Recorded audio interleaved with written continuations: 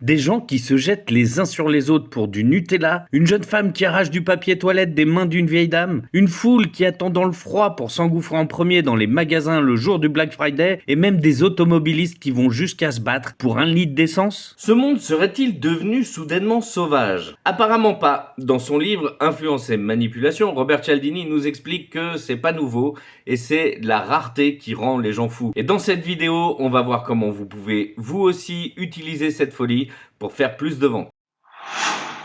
Alors vous n'êtes certainement pas Intermarché qui peut se permettre de faire des moins 70% sur des produits aussi essentiels que de la pâte à tartiner. Alors je vais vous montrer 3 méthodes qui utilisent la rareté pour stimuler vos ventes sans forcément rogner toutes vos marges. Et en premier, la méthode de la perle rare. Si vous offrez une expérience unique à vos clients, il n'y a plus de considération de prix ou de concurrence. Et ça, c'est tout le travail de positionnement marketing que vous pouvez faire pour occuper un créneau spécifique avec un avantage concurrentiel sur le marché. Par exemple, si vous lancez un site de voyage organisé, là vous allez vous retrouver en concurrence frontale avec des centaines d'autres sites qui proposent le même type de voyage et au final ce que vont faire les gens, c'est comparer le prix et le niveau de prestation. Alors vous avez peut-être l'idée de vous démarquer en proposant un site de voyage organisé spécialisé sur l'Amérique latine, mais en fait vous allez juste diminuer votre champ d'action et vous êtes toujours en compétition sur les prix avec les sites généralistes qui proposent aussi des voyages en Amérique latine. Par contre, si vous vous positionnez comme un voyagiste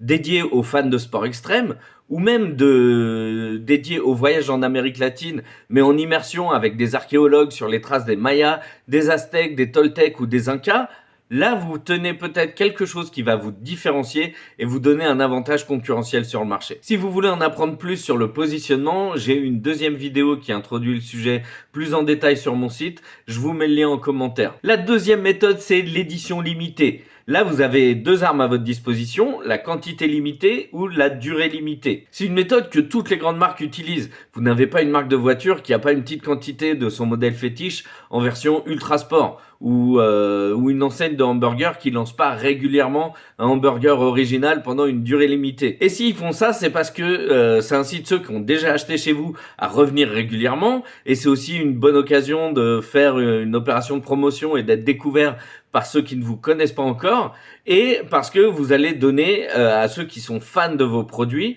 des produits exclusifs qui seront ravis d'acheter. Et vous pouvez utiliser la méthode de l'édition limitée dans à peu près tous les business, même si vous n'êtes pas une grande marque de votre secteur. Si vous créez des couteaux par exemple, vous pouvez faire régulièrement des séries limitées avec une forme ou un matériau original. Si vous créez, je sais pas, des bougies ou des bombes de bain, là vous allez pouvoir faire des éditions limitées pour des événements comme Halloween, Noël ou la Saint-Valentin. Si votre truc c'est plutôt les t-shirts personnalisés, vous pouvez avoir des éditions limitées en relation avec une actualité. Les t-shirts Je suis Charlie par exemple, où la question elle est vite répondue, ce sont des t-shirts qu'on fait un carton. Et si vous êtes comme moi formateur ou que vous vendez des infoproduits, régulièrement vous pouvez organiser des stages ou des événements pour rencontrer votre public, vivre une expérience spéciale ou apprendre une compétence particulière. J'ai une voisine qui fabrique des huiles essentielles et tout un tas de produits à base de plantes et de miel. Plusieurs fois dans l'année, elle organise des week-ends où des gens viennent apprendre chez elle à fabriquer leurs cosmétiques bio et naturels. C'est aussi une forme d'édition limitée. En 2023, j'ai prévu moi aussi de faire des éditions limitées où plusieurs fois dans l'année, je vais ouvrir 10 créneaux de coaching où je prends 10 personnes que je vais suivre pendant 8 semaines pour les aider à lancer leur entreprise.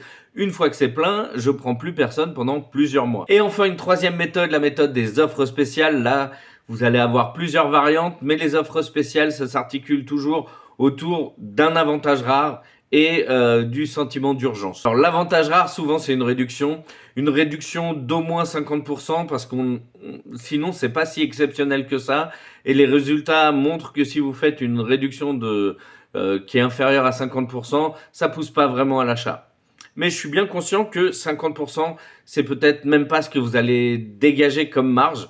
Alors on va ruser. Si vous faites des packs, un acheté, le deuxième à moins 50%, ou deux achetés, le troisième à moins 50%, là vous allez profiter de l'effet avantage rare, mais en fait la réduction totale elle est que de 25% dans le premier cas et de 17% dans le deuxième. Donc les packs c'est un bon moyen de faire une offre spéciale si vous vendez des produits, souvent des produits consommables, ou si vous avez la possibilité d'associer des produits de votre catalogue qui vont être complémentaires.